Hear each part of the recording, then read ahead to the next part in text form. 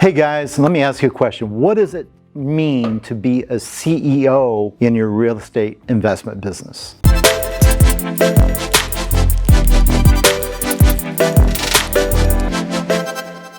Guys, this is Jerry Green. Thank you for jumping on my YouTube channel. Just do me a favor here as we go into the share today. Make sure you turn around and like my video and also subscribe to my channel. I appreciate it.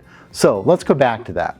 Talking about being a CEO. Wow, I didn't even think about myself being a CEO many years ago.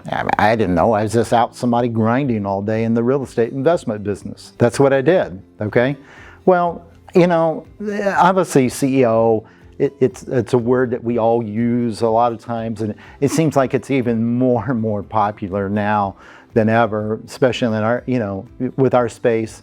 It's like CEO and the visionary, the integrators, a COO, operations manager, whatever, all these different titles. I really don't care about that, but really what it comes down to, if we're using this CEO, that's cool, and we're going to use that as a reference today on things, but really I look at it as being a leader in your business. It took me a lot of years to figure this out, how to really, be a leader in the business.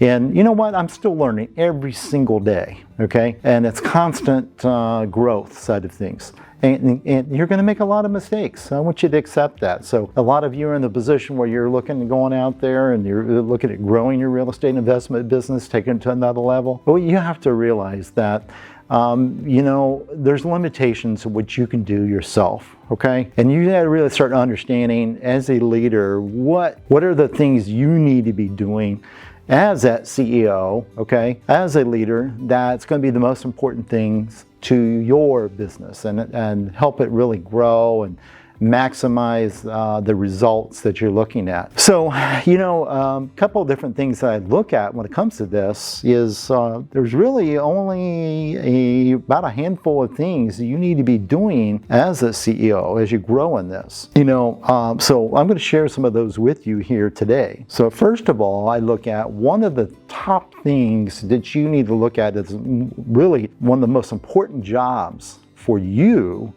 as a CEO. Number one is your people component within your own team, okay? The people component. And let's go a little deeper on that. People component means a lot about the culture of your business, okay?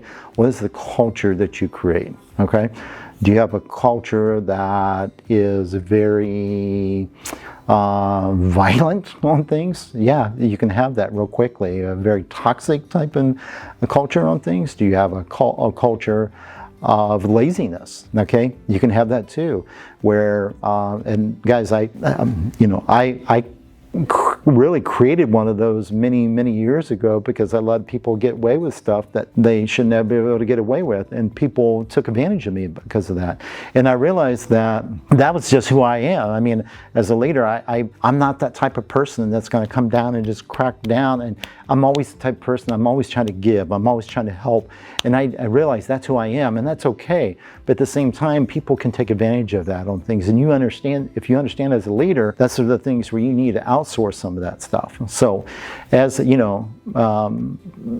leader on things, as that CEO, like I said, one of the top things I look at is the people component, okay? Making sure that I am constantly bringing that relationship side, the culture side, core values, that I'm constantly pushing those all to the people component, and it goes to all the people internally and as well as externally, what we deal with, such as vendors, maybe students that I work with, everything. I always want to push it that way, okay? And I'm constantly growing in that side of things. So number one is the people side of things.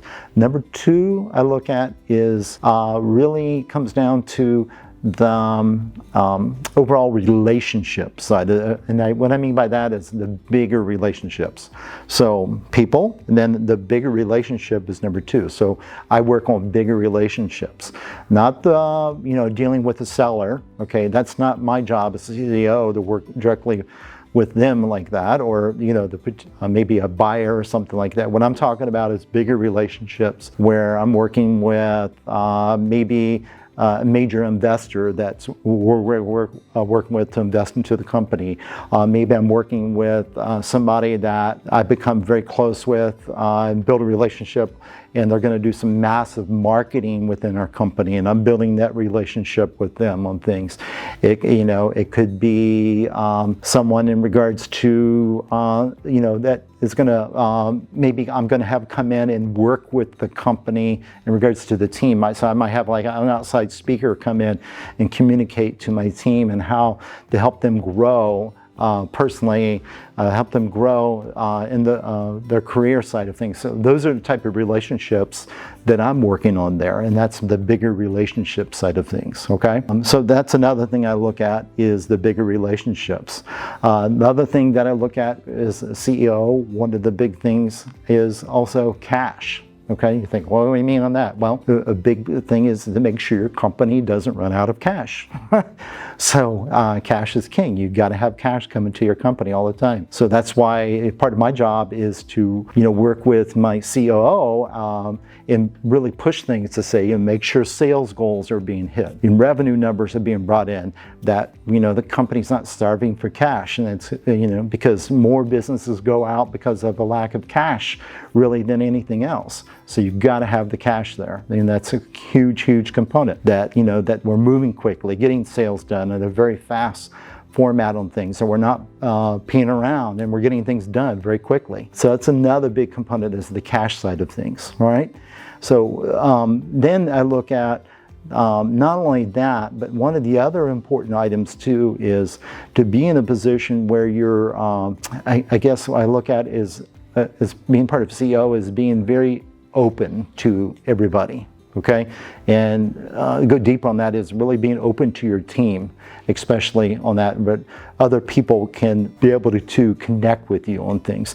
Now, I'm not talking about setting it up where you have calls coming into you and stuff like that, but I'm talking about if you have a team member that maybe is struggling with something, that you're open to that communication, to be able to sit there and listen to them. Maybe I can't solve it, but I can have someone else help solve that for them on the team, or refer them to somebody else. So you have to be open to things, okay? Open communication. And that's something that I didn't do for a long time. And it goes both ways. So it goes communication coming into me, but also communication going out. So one of the things I do a lot is I communicate with the team through like videos and different messages I share like that.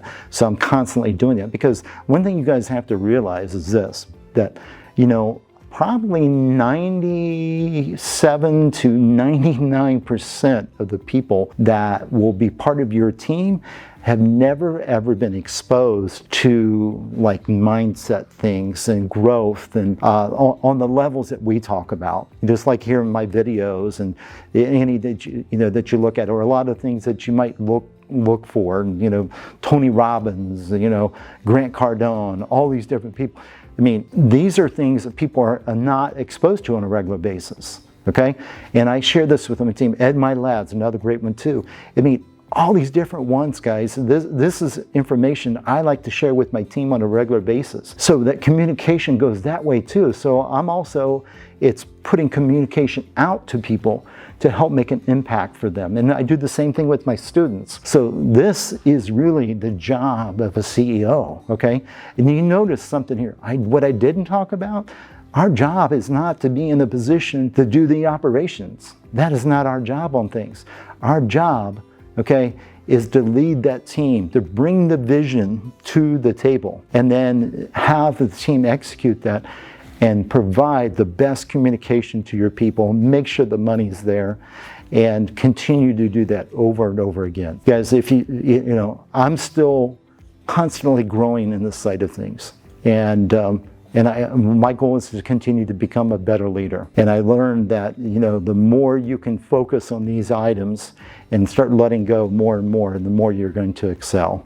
And your business will grow. All right, guys, I hope you like these tips here today, and you become the best COO that you can. So if you would, make sure you subscribe to my channel if you haven't done it. Like this video, and we'll talk to you again. Bye.